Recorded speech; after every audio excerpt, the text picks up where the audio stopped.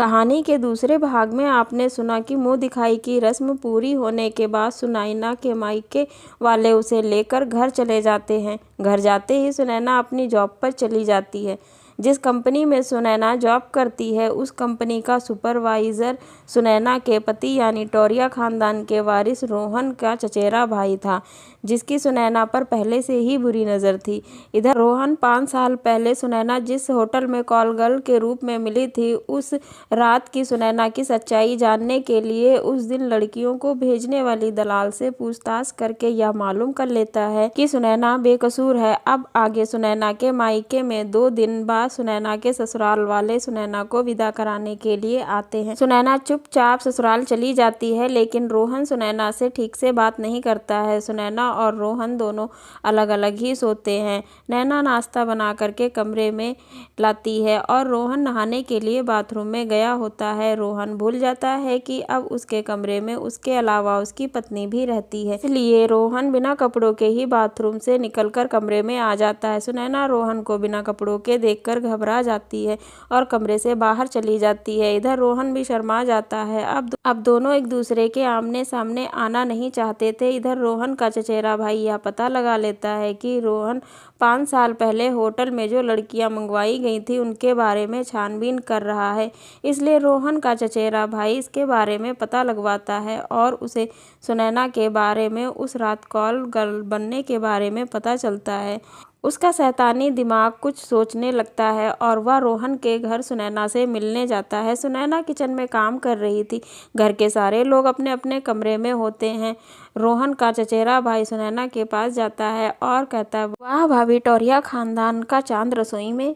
इस चांद की चांदनी से तो पूरी रसोई में चांदनी ही फैल गई है। सुनैना घबराई हुई आवाज़ में कहती है, आप यहाँ कैसे? मैं अभी दादी जी और मम्मी जी को बुला देती हूँ। तभी रोहन का चचेरा भाई सुनैना को रोकने के लिए उसका हाथ पकड़ लेता है और फिर हाथ छोड़कर कहता है, सॉरी भाभी, लेकिन आपकी स्किन तो किसी नागिन की चमड़ी की तरह चिकनी है। और भाभी, मैं यहाँ परिवार वालों से नहीं, आपसे मिलने आया हूँ, क्योंकि मेरी आपसे मुलाकात कभी भी अच्छे से हुई ही नहीं, इसलिए मैंने सोचा मैं आपसे बाद में फुर्सत में मिलूँगा। लेकिन आप तो काम में इतनी बिजी हैं कि आपने मुझे एक गिलास पानी के लिए भी नहीं पूछा।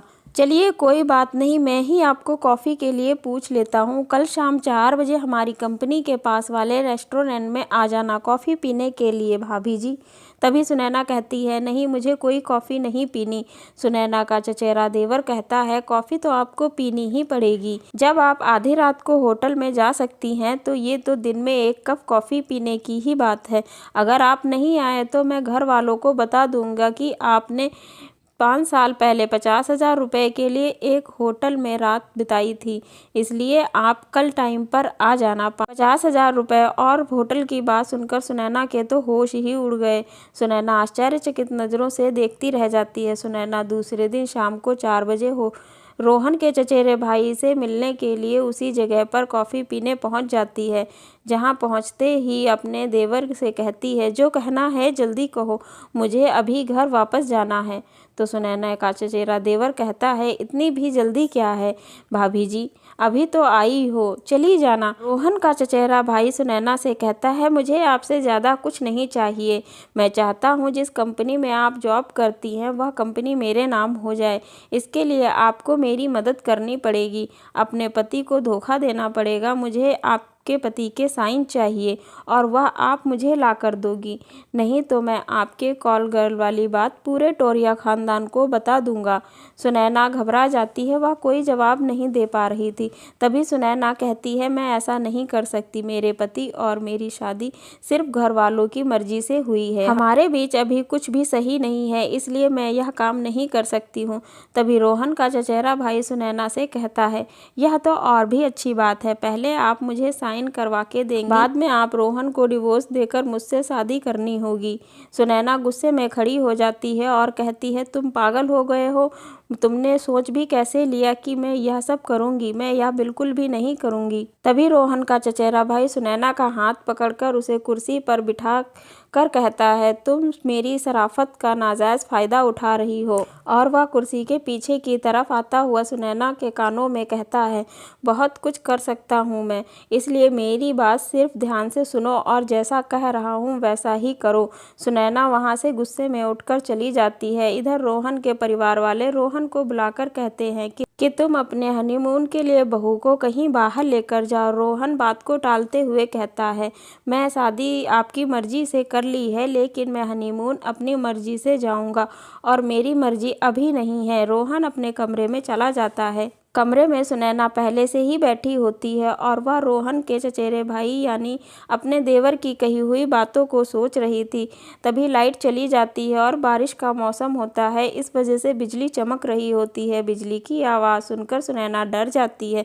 सुनैना की चीख सुनकर रोहन वहां आ जाता है। वह सुनैना से पूछता है, क्या हुआ? सुनैना कहती है, कुछ नहीं, मुझे लगा कि बिजली यहीं पर गिर गई।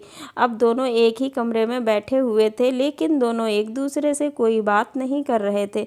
तभी रोहन सुनैना से कहता है, घर वाले हमें हनीमून पर जाने के लिए बोल रहे थे, मैंने उनको मना कर दिया है। सुनैना कहती है, ठीक है, अच्छा किया।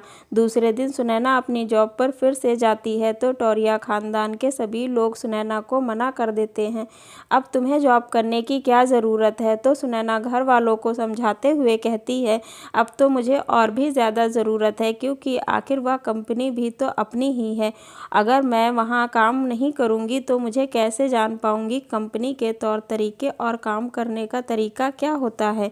कंपनी को चलाने के लिए कंपनी के बारे में जानना बहुत ज़रूरी है और सीखना। मुझे लगता है कि मुझे सीखने के लिए इससे अच्छी जगह और कहीं नहीं हो सकती है। सुनैना की बातों से घर वाले सारे लोग बहुत खुश होते हैं और वह कहते हैं, ठीक है, तुम जा सकती हो। सुनैना ऑफिस पहुंचती है और अपने काम पर लग जाती है। सुनैना का देवर फाइल सुनैना के हाथों से मंगवाता है।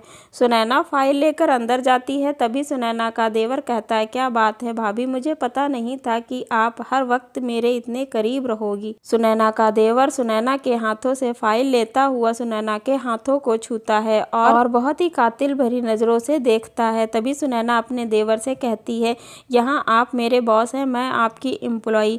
तो सुनैना का देवर हंसता हुआ कहता है, फिर तो और भी अच्छी बात है। सुनैना का देवर सुनैना को हर तरह से परेशान करने की कोशिश करता है और वह यह बात किसी को नहीं बता पा रही थी। तभी एक दिन सुनैना लिफ्ट से नीचे जा रही थी कि अचानक लिफ्ट में उसका देवर भी आ जाता है। वह सुनैना के साथ लिफ्ट में बदतमीजी करता है, उसका हाथ पकड़कर उसे किस करने की कोशिश कर रहा था। सुनैना उसे पीछे कर उसे जोरदार एक थप्पड़ मारती है। लिफ्ट का दरवाजा खुलता है। तभी अचानक लिफ्ट के बाहर सुनैना का पति यानी रोहन खड़ा हुआ मिलता है, क्योंकि बाद में वह सुनैना को लेने आया हुआ था। घर में दादी जी का जन्मदिन था, केक जल्दी काटना था, इसलिए सुनैना और अपने चचेरे भाई को दोनों को लिफ्ट में देखकर हैरान रह जाता है। सुनैना रोहन के पास आकर कहती है, आप और यहाँ?